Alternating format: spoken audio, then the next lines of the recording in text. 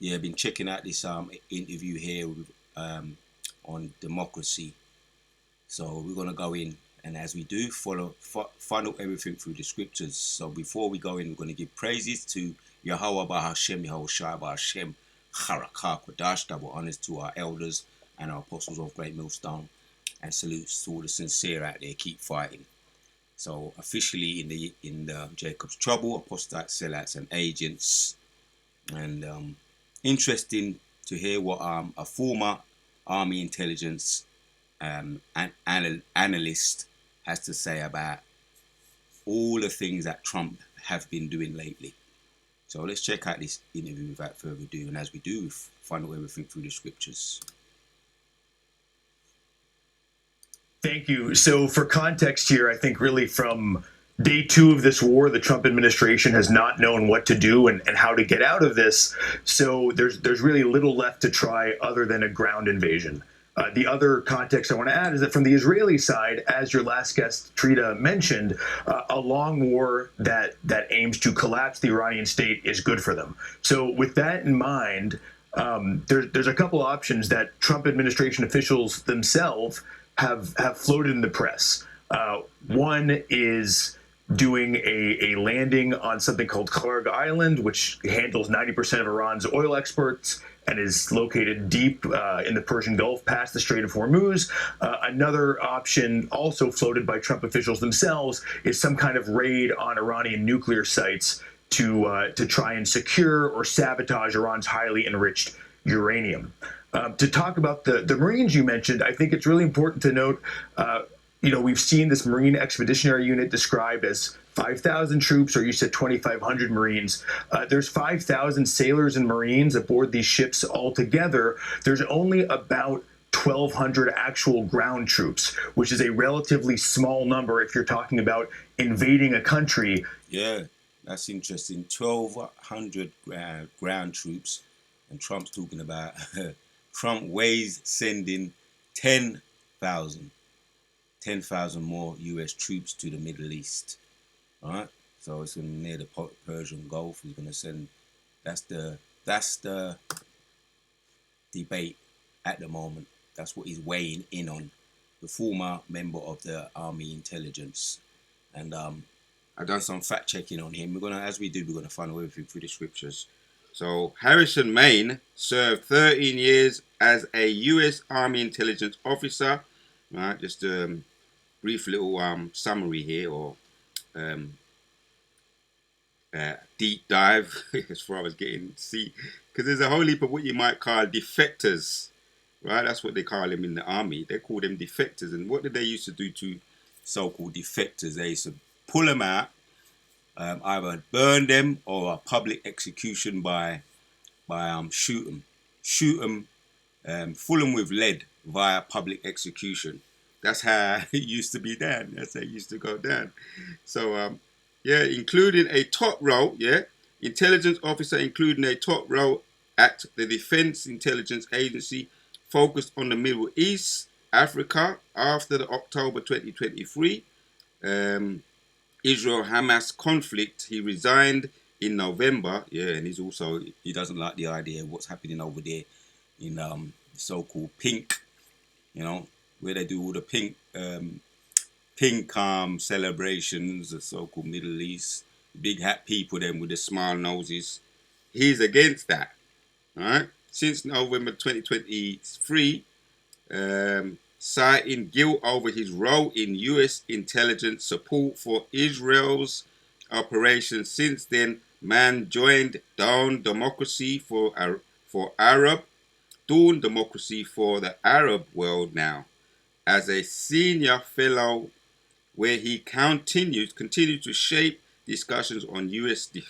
defense and Middle East policies. So he's going in and he's making some good observations as far as what he feels. Right? He said it's going to be suicide. He's going to send him into the Persian Gulf. Right? So let's see. Even if it's just seizing a small island. So I want us to keep that in mind. I think the target, there's 5,000 sailors and Marines aboard these ships altogether. There's only about 1,200 actual ground troops, which is a relatively small number if you're talking about invading a country. And if you send in 10,000, right, which they're not coming back, right? The scripture done tell us, right, and from up top, elder apostle to half said they ain't going. They go over there, they ain't coming back, and that will be in fulfillment of Joel chapters 2 and 20.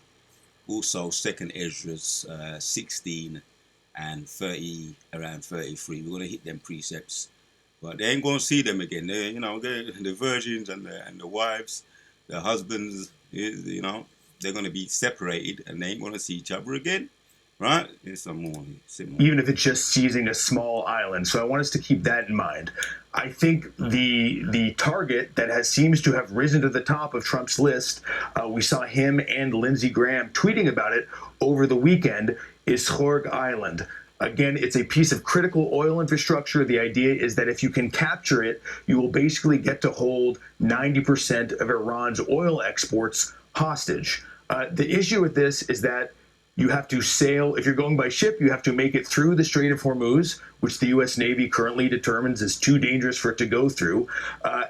Or if you fly in, you're still landing on an island that's just about 15 miles off the coast of Iran. So frankly, I think any attempt to seize this island would be close to a suicide mission. I hate to say it, with U.S. troops within range, not just of the drones and missiles that Iran has targeted the whole Gulf and Israel with, but also shorter range weapons that they haven't had the opportunity to use yet.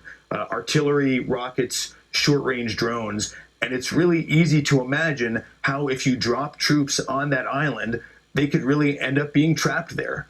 Which would really play into the hands of the Iranian government. And I think a U.S. mass casualty event or even a de facto hostage situation would be much more valuable to Iran's surviving leaders than the oil terminal that the operation would purportedly capture. So there you have it.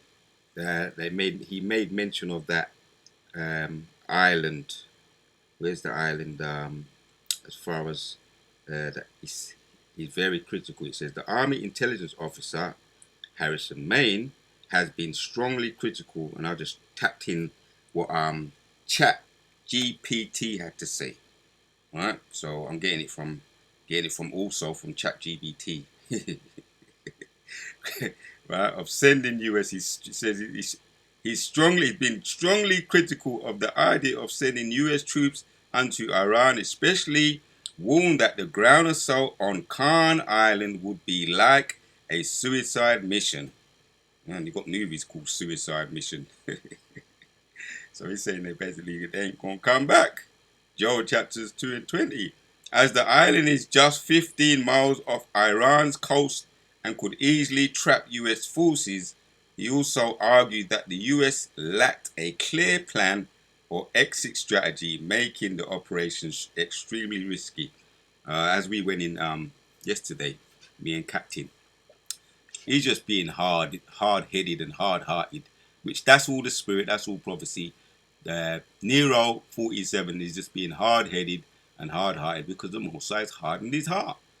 We went in Exodus chapter 7, also Exodus 4. As a matter of fact, is the whole theme of Exodus, where that Moses versus Pharaoh, because that's what it was. It was a controversy. Moses versus Pharaoh was just an example of the Most High showing his power and hardening Pharaoh's heart to bring out the controversy. Most High is about controversy, the Most High is about drama. And we've got the modern day Moses versus Pharaoh here. And you've got a lot of so-called defectors. As a matter of fact, arguably, right, him and Joe Kent, the former county terrorism analyst, has also resigned because you got a lot of what you call defectors and whistleblowers coming out not happy. As a matter of fact, let me ask chat one more thing, and then we're going to get to the scriptures. Hi chat. What did they used to do to defectors in the army in the early days? That's a really heavy topic. Historically, the treatment of defectors varied quite a bit, depending on the time period in the army. In ancient times, defectors were often executed or severely punished, like by being branded or enslaved. in more recent history, especially in the 19th and 20th centuries, it depended on the army. Some were tried as criminals, others might be given amnesty depending on the circumstances and political climate. So it really was a mix of brutal punishment and at times clemency. All right, that's enough for now, chat. No problem at all. If anything else comes up later or you have more questions, just give me a shout. Right, so arguably, the video I did not too long ago on Joe Kent, the former Counter-Terrorism Act, who resigned, and also Harrison Main, who resigned over the war in Gaza, and is the Army intelligence analyst, also resigned. Arguably, let me read what if you didn't hear, I'm going to read it what chat had to say. I find this interesting. You got many facets to war, and war is barbaric, and you're going to get these kinds of things that happen. Yeah. So, chat said heavy topic, right? Historically, as far as what did they used to do to defectors back in the day? Yeah. Historically, the treatment of defectors varied quite a bit depending on the time period and the army in ancient times. Defectors were often executed or severely punished. Put outside near the wall, and they fill them with lead. Public execution. Yeah, we've seen the movies, right? Severely punished. So either executed or severely punished, like by being branded or enslaved. In more recent history, especially in the 19th and the 20th century, it depended on the army. Some were tried as criminals, others might be given because they tried as criminals, because that's another word for traitor, and that's defector is like another word for traitor, right? Others might be given amnesty depending on the circumstances or political climate. So it really was a mix of brutal punishment and at times clemency. So brutal punishment, that's how they was treated, severely treated, harshly. But I find it interesting, you got a lot of he's got a lot of things that he's been saying as far as how he feels, Harrison Main, about the war. Which let's get the scriptures, then. Let's get the scriptures. Let's get it, man. So Job chapters 2 and 20 says, "But I will remove far off from you the northern army, and I will drive them unto a land barren and desolate." Right? That's talking about the U.S. Army.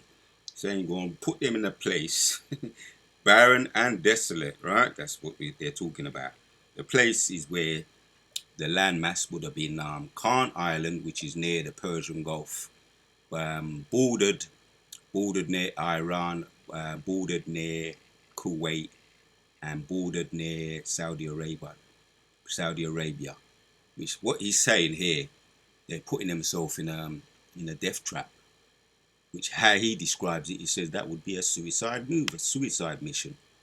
The movie comes to mind, Suicide Mission. That would be a suicide mission on Trump or Nero. Back here again, Nero, back here again. And he had a thing about deleting people and getting people deleted, whether there was his own people, didn't he? He had a narcissistic spirit about him. Trump today, right? Revived Nero, what he did.